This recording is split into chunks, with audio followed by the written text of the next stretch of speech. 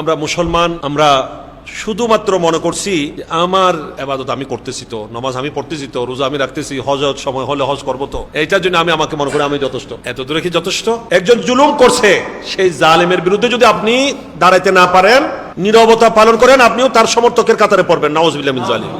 আল্লাহর নবী তো বলছেন, মান রাআ মিনকুমুল মুনকারা ফালিয়ুগাইয়িরহু বিয়াদি, যে যখন কোনো অন্যায় করতে দেখবে, অন্যায় হচ্ছে, অগ্রাহ্য কাজ হচ্ছে, তোমার উচিত প্রথম পর্যায়ে তোমাকে হাতে বাঁধা দেওয়া, হাতে এটাকে কি করে দেওয়া, প্রতিরোধ করা, প্রতিহত করা। ফাইল্লাম ইস্তাতি ফাবিলিসানি, হাতে পারছো না, কমস কম মুখে হলেও প্রতিবাদ করো। দ্বিতীয় স্তর, ফাইল্লাম ইস্তাতি, এটাও যদি না পারো ফাবিকালবি, অন্তর থেকে করো। তবে আল্লাহ বলছেন, নবী বলছেন, ওয়াজালিকা আদআফুল ঈমান, এটা তোমার ঈমানের সবচেয়ে দুর্বলতম স্তর। নাউযুবিল্লাহি মিন যালিক।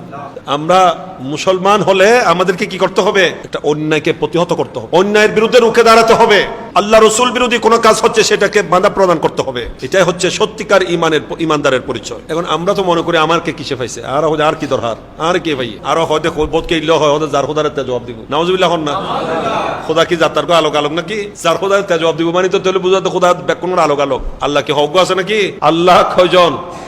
মাবুদ, উপাস্য একমাত্র আল্লাহ, আল্লাহ ছাড়া কোনো উপাস্য নাই। আমার যেটা আপনারও যেটা, সবার মাবুদ খালেক মালিক কে? আল্লাহ। আমার আব্বা হুজুর কেবলা রহমতুল্লাহ আলাইহি বলতেন, উনি বলতেন যে বলে যে আমাকে কিসে পাইছে, উনি বলতেন যে তোমাকে ইমানে পাইছে। যে আর কি পাইনি, হলো তোমার ইমানে পাই দেই। তোর তো যদি ইমান থাকে, ইমানের দাবি তোমার অন্যায়ের প্রতিহত করা, অন্যায়ের বিরুদ্ধে রুখে দাঁড়ানো, এটা আপনার ইমানের দায়িত্ব। এই জন্য একজন মুসলমান তার জীবনের প্রতিটা মুহূর্তে তাকে ইসলামের রূপরেখা মেনে চলতে হবে, ইসলামের গণ্ডির মধ্যে থেকে চলতে হবে, ইসলামের নির্দেশনা পালন করে চলতে হবে, তখনই সে বাস্তব মুসলমান।